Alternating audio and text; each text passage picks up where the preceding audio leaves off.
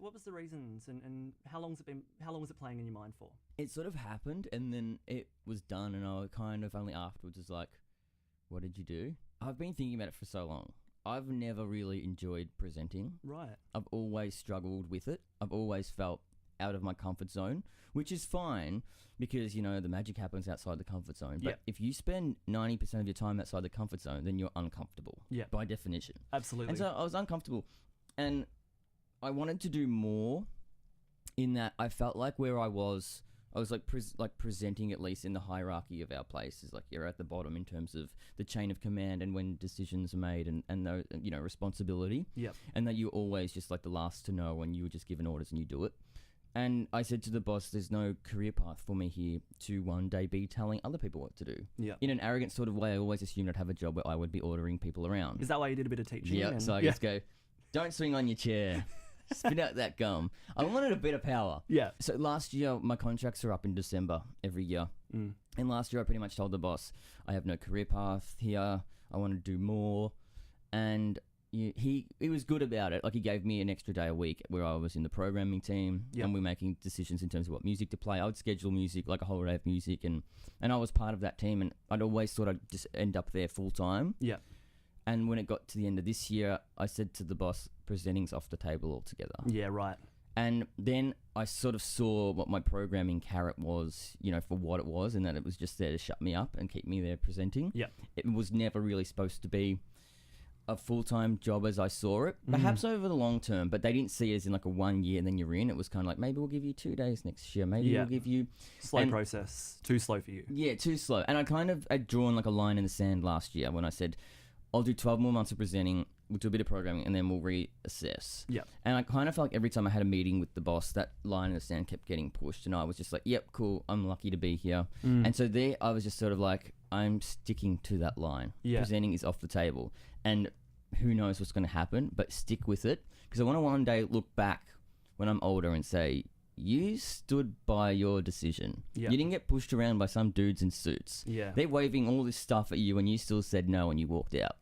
And I'm now unemployed and sitting around doing nothing, but that's probably the most punk rock thing I'll ever do, is walk out of a job that I loved, but I had no future in. And, you know, it's a youth brand. It's a youth channel. It's a demo of like 16 to 24. I'm nearly 28. Yeah. And I couldn't be there at 30 or 35 or whether I left this year or next year or the year after.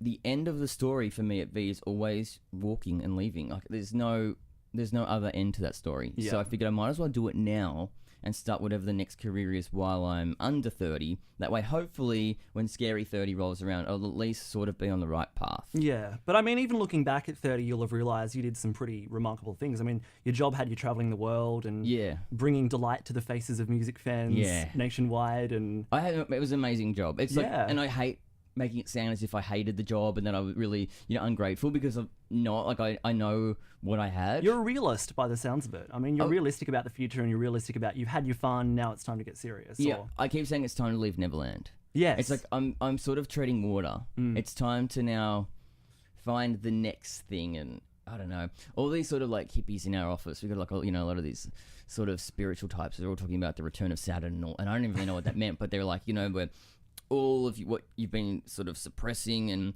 all this sort of stuff just rises to the surface. And I kind of feel like it's like that. I'm like, I couldn't go back and do that another year. Yeah. And sometimes the content we made, I wasn't proud of.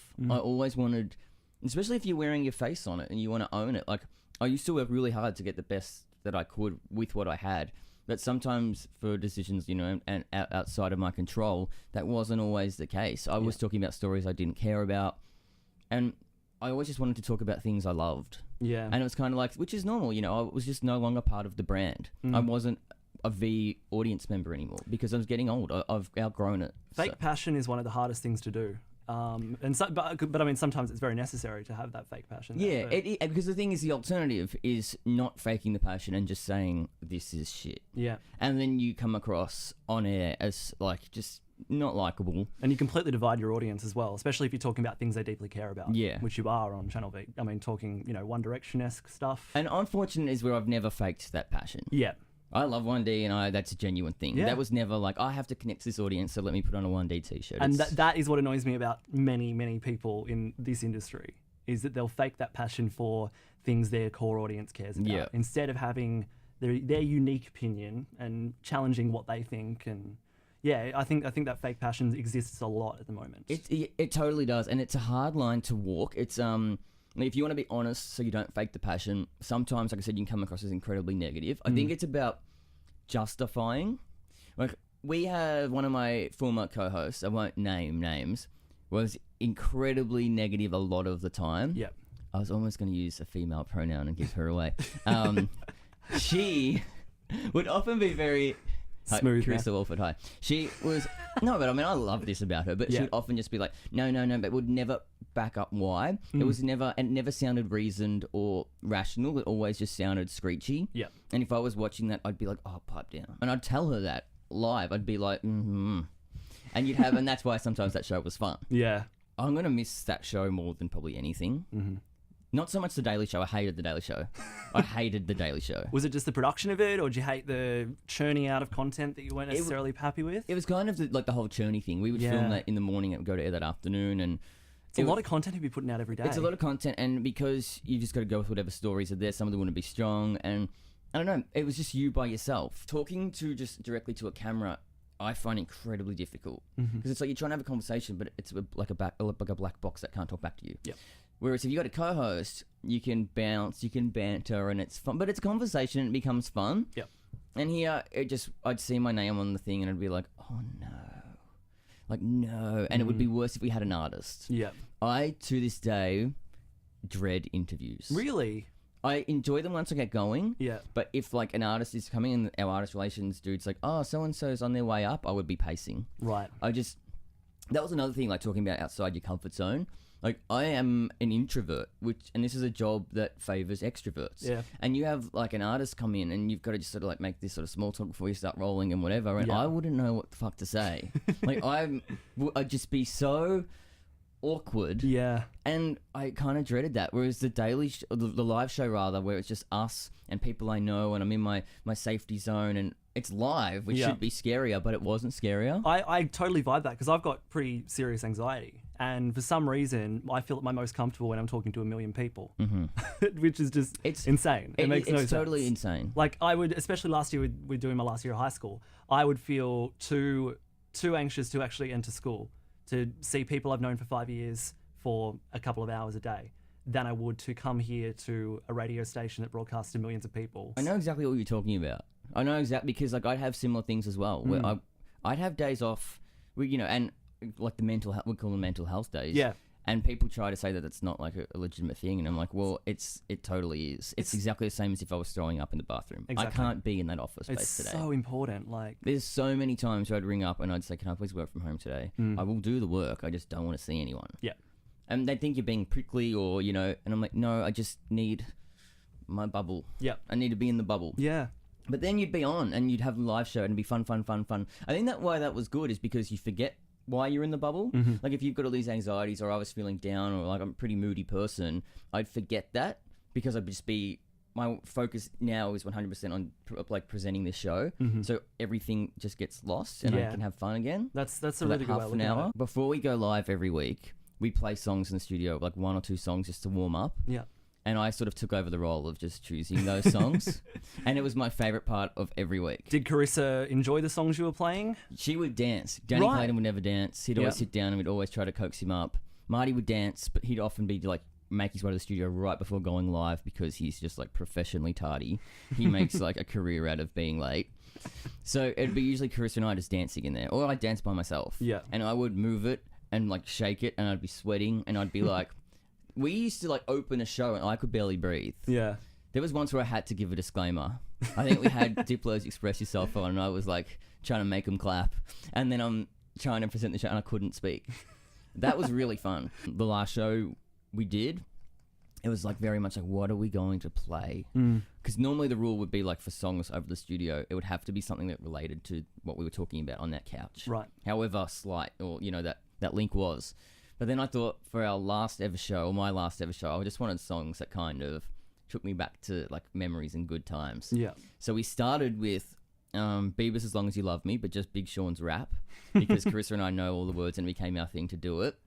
Then we went into One Direction's Best Song Ever. Good. Because it's the best song ever, the the best song song that ever. reviews itself. And then I ended by serenading the crew with Whitney Houston's I Will Always Love You. That is art. Yeah, I kept my shirt on for it That's too. performance art. Bieber's As Long As I Love You. I give you the chance to rap it now. You want to give it a go, acapella? I could do Big Sean's part a cappella. I don't know if this makes sense, but you're my hallelujah. Give me time and place, I'll rendezvous, I'll fly you to it, I'll beat you there. Girl, you know I got you, us, trust. Couple things you can't stand without you. Now we on top of the world, and that's just how we do. Used to tell me sky's the limit, now the sky's that point of view. I might stop because I could really keep going, and I pride myself on knowing that. Well, I've just learnt the rap to Juicy J's bit in Dark Horse by Katy Perry. Yeah. She's a beast. I call her Karma. She eat your heart out like Jeffrey Dahmer. Yeah, look, we're very white. We got flow. Maybe that's the next career path. Yeah, bit of rap. You can full rap? Well, I've got contacts in the rap game. Failing the rap career, 2014 for you. What's plans at the moment? Is there plans? My immediate plans are to move my stuff out of my house in Sydney. The removalist is coming tomorrow. Mm-hmm. I was pulling my bed apart this morning with a hangover, and it was like, it's this big queen bed, and I've got like an Allen key, and I don't know what to do. I'm not a manual labor kind of guy. Yeah. And so I call my neighbor, and he comes over, and he literally pulls it apart in about 2 minutes, and I was like, oh my God. So cleaning up my room is my first plan. Yeah. I'm moving back in with mum and dad. Yeah. I'm like, which is fine. Are they in Sydney or Melbourne? Melbourne. I've always like prided myself on being a Melbourne boy and very much subscribed to the Melbourne versus Sydney thing where I'm like, Sydney sucks. And when I moved here, I was like, a flag waver. You're an AFL fan, aren't you? You're a Collingwood supporter. In a big way. Like all, Melburnians are. Mm. And so I never thought I'd be sad to leave Sydney, but I don't really want to leave Sydney yet. I adore Sydney. I mean, I think it's just because it's home, but, comparing it to the few trips I've had to Melbourne, I actually like Sydney more. Look, as it's like Nick, no, Nick. No. Yeah, the short answer is no. You're wrong.